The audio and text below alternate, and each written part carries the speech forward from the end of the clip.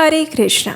हम सब जानते हैं कि अक्षय तृतीया पर सोने और चांदी की खरीदारी की जाती है। देवी लक्ष्मी और भगवान नारायण की पूजा की जाती है।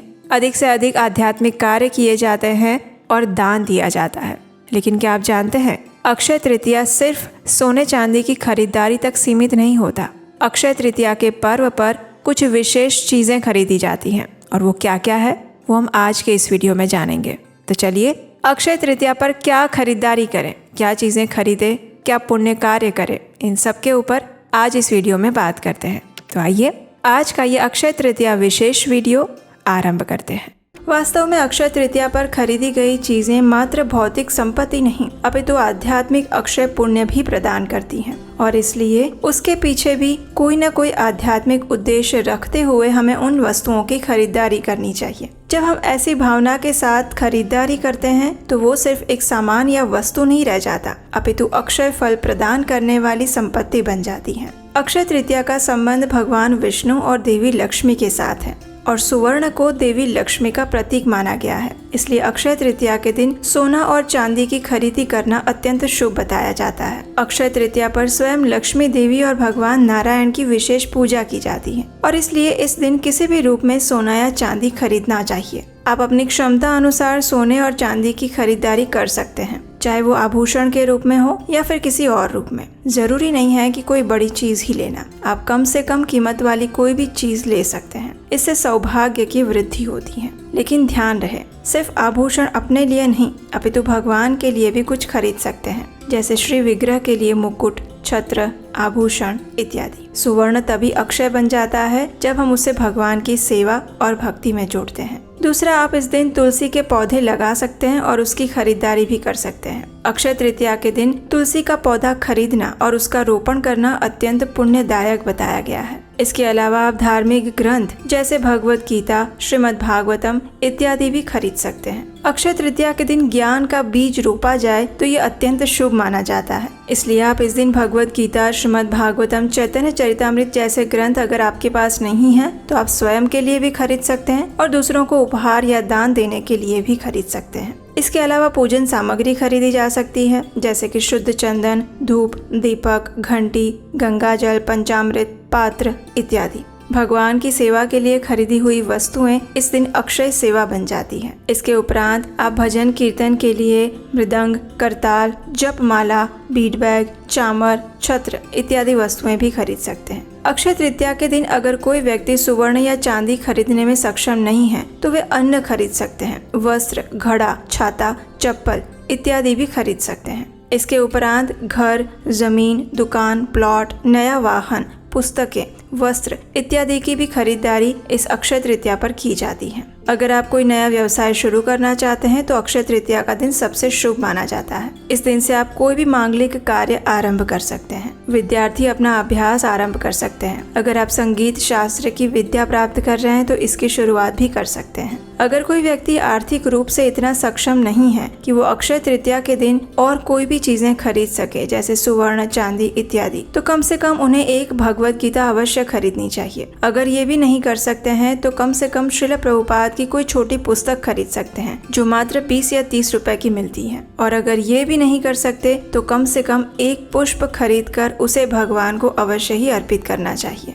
मूल सिद्धांत यही है कि अक्षय तृतीया के दिन कोई विशेष आध्यात्मिक ऐसा कार्य किया जाए जो भगवान से संलग्न हो, उनकी सेवा में संयुक्त होने वाला हो और आपके आने वाले जीवन को समृद्ध करने वाला हो। अक्षय तृतीया के दिन किसी भी प्रकार के तामसिक वस्तुएं नहीं खरीदनी चाहिए, जैसे कि अशुद्ध वस्त्र, मांस, मदिरा, लहसुन, प्याज जैसी सब्जियां, कोल्ड ड्रिंक्स, चाय, कॉफी इत्यादि। इसके अलावा दिखावे के लिए कोई चीज खरीद रहे हैं तो वो भी मत कीजिए। अन्यों को नीचा दिखाने के लिए या किसी स्पर्धा के वशीभूत होकर कोई भी चीजें नहीं खरीदनी चाहिए। अक्षय तृतीया पर आप जो भी वस्तुएं खरीदते हैं उसके पीछे आपका भाव सात्विक होना चाहिए, और सात्विक भाव का अर्थ है कि आप जो भी वस्तुएं खरीद रहे हैं उसे भगवान की सेवा में किसी न किसी माध्यम से उपयोग में लाएंगे। इस प्रकार सोचते हुए आप जो भी वस्तुएं खरीदते हैं उससे आपकी संपत्ति अक्षय पुण्य प्रदान करने वाली बन जाती है। क्योंकि जो वस्तु आपके जीवन को भगवान श्री हरि की ओर ले जाए वही वास्तव में सच्ची अक्षय संपत्ति है। तो इसलिए अक्षय तृतीया पर खरीदारी जरूर करें, लेकिन उसमें श्रद्धा और सेवा का भाव अवश्य रखें। विशेषकर जब आप भगवान से जुड़े हुए ग्रंथों का चयन करते हैं, उनकी खरीदारी करके इस दिन किसी को दान देते हैं या ज्ञान का दान देते हैं, तो वो भी आपकी अक्षय संपत्ति बन जाती है। अक्षय तृतीया के दिन से ही चंदन यात्रा का आरंभ होता है, तो आप भगवान के लिए चंदन भी खरीद सकते हैं और प्रतिदिन उन्हें अर्पित कर सकते हैं। तो ये थी आज की संपूर्ण जानकारी युक्त वीडियो, जिसमें हमने बताया कि अक्षय तृतीया पर आप क्या क्या चीजें खरीद सकते हैं। हमें आशा है इससे आपको लाभ हुआ होगा। अगर आपको इससे जुड़े हुए कोई प्रश्न है तो नीचे कमेंट बॉक्स में लिखकर पूछ सकते हैं। अक्षय तृतीया से जुड़े हुए और भी कोई प्रश्न है तो वो भी आप हमें नीचे कमेंट बॉक्स में लिखकर बताइए। चलिए अभी एक इम्पॉर्टेंट बात बताऊँ आपको, एकादशी गाइड ई बुक, जिसमें हमने आपके ऑलमोस्ट सभी क्वेश्चंस के आंसर्स इंक्लूड किए हैं। एकादशी की उत्पत्ति कैसे हुई, उससे क्या क्या लाभ मिलेगा, साइंटिफिक रीज़न क्या है, एस्ट्रोलॉजिकल रीज़न क्या है, स्पिरिचुअल बेनिफिट्स क्या मिलेंगे, शास्त्रों के अकॉर्डिंग उसकी व्रत विधि क्या है, क्या करना चाहिए क्या नहीं करना चाहिए, एकादशी की स्टोरीज कौन कौन सी हैं, और सबसे इम्पॉर्टेंट एकादशी में क्या बना सकते हैं, यानी कि एकादशी स्पेशल रेसिपीज़ भी हमने इंक्लूड की हैं इसमें। और ये सारी चीज़ें आपको एक ही जगह पर एक ई बुक में मिलने वाली हैं। तो इसलिए हम हाईली रिकमेंड करते हैं कि अगर आप जेन्युइनली अच्छे से एकादशी व्रत को पालन करना चाहते हैं तो इस ई बुक को खरीद सकते हैं। जब आप नीचे डिस्क्रिप्शन बॉक्स में जाएंगे तो वहाँ पर एक लिंक दिया गया है और वहीं से आप इस ई बुक को डाउनलोड कर सकते हैं। उसे अपने डेली रूटीन में यूज़ कर सकते हैं। उसमें सारे मंत्रास भी दिए हुए हैं और सारी डिटेल विधि और इम्पोर्टेंस दिया हुआ है। तो इसलिए इस बार एकादशी को सिर्फ फॉलो नहीं करना है, उसे एक्चुअल में समझना भी है और अपनी स्पिरिचुअल जर्नी को नेक्स्ट लेवल पर लेकर जाना है। आइए अब इस दिन के शुभ मुहूर्त के बारे में जानते हैं। अक्षय तृतीया वाले दिन प्रातः काल में पूजा करने के लिए शुभ मुहूर्त रहेगा सुबह 10:49 से लेकर 12:20 के बीच में। ये मुहूर्त उत्तर भारत और विशेषकर नई दिल्ली के लिए है। पुणे के लिए मुहूर्त रहेगा सुबह 10:49 से लेकर 12:34 तक। चेन्नई के लिए शुभ मुहूर्त है सुबह 10:49 से लेकर 12:08 तक। जयपुर और उसके आसपास के क्षेत्रों के लिए शुभ मुहूर्त रहेगा 10:49 से लेकर 12:26 तक। हैदराबाद और उसके आसपास के स्थानों के लिए मुहूर्त रहेगा सुबह 10:49 से लेकर 12:15 तक। गुड़गांव और उसके आसपास के शहरों और प्रदेशों के लिए शुभ मुहूर्त रहेगा सुबह 10:49 से लेकर 12:21 तक। चंडीगढ़ और उसके आसपास के क्षेत्रों के लिए शुभ मुहूर्त रहेगा सुबह 10:49 से लेकर 12:22 तक।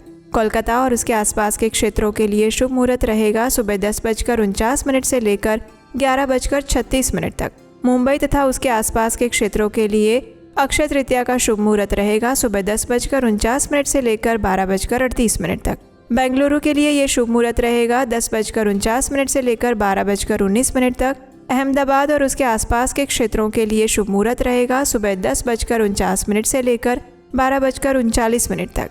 और नोएडा तथा आसपास के शहरों और प्रांतों के लिए अक्षय तृतीया का पूजा शुभ मुहूर्त रहेगा सुबह 10:49 से लेकर 12:20 तक।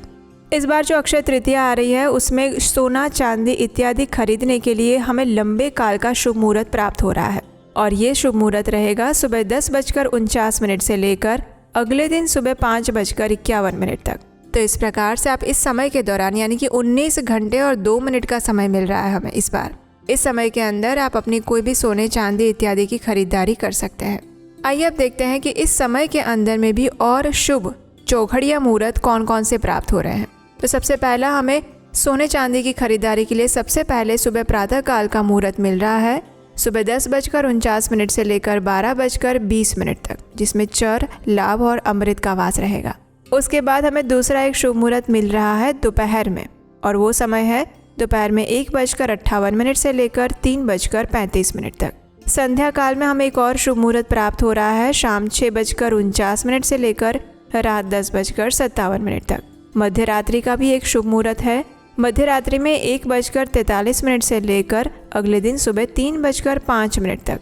और उसके बाद प्रातः काल का एक शुभ मुहूर्त प्राप्त हो रहा है सुबह 4:28 से लेकर 5:51 तक और वो 20 अप्रैल के दिन। अगर इन सभी शुभ मुहूर्त के अंदर आप किसी वजह से सोना या चांदी की खरीदारी नहीं कर सकते और अगले दिन 20 अप्रैल को अक्षय तृतीया समाप्त हो उससे पहले अगर आप सोना चांदी खरीदना चाहते हैं तो उसके लिए प्रातः काल का शुभ मुहूर्त प्राप्त हो रहा है सुबह 5:51 से लेकर 7:27 के बीच में। बस यही शुभ मुहूर्त है जिसके अंदर आप सोना चांदी इत्यादि की खरीदारी कर सकते हैं। तो इस प्रकार से इस बार अक्षय तृतीया पर हमें अनेक प्रकार के शुभ मुहूर्त प्राप्त हो रहे हैं। तो इसलिए आप अपनी अनुकूलता अनुसार इस शुभ मुहूर्त में से किसी भी शुभ मुहूर्त में जाकर सोने चांदी इत्यादि की खरीदारी कर सकते हैं। लेकिन एक बात का हमेशा ध्यान रखिएगा, अक्षय तृतीया जो है वो सिर्फ और सिर्फ सोने चांदी की खरीदारी करने वाला दिन नहीं है। ये ऐसा दिन है जब अपने आध्यात्मिक अकाउंट को, अपने आध्यात्मिक बैंक बैलेंस को और ज़्यादा से ज़्यादा बढ़ाया जा सकता है। और वो कैसे? अधिक से अधिक नाम जप के द्वारा, अधिक से अधिक दान देकर और अधिक से अधिक आध्यात्मिक कार्य करके। इसलिए इस अक्षय तृतीया पर जिस प्रकार आप देवी लक्ष्मी को अपने घर में लेकर आ रहे हैं सोने चांदी की खरीदारी के द्वारा, उसी प्रकार उनके साथ उनके स्वामी नारायण को भी अपने घर पर लेकर आइए। ज़्यादा से ज़्यादा नाम जप कीजिए, अपनी क्षमता से थोड़ा सा आगे आकर दान दीजिए किसी ऐसी जगह पर जहाँ पर आपको विश्वास है कि यहाँ पर भगवान की सेवा के लिए दान दिया जा रहा है।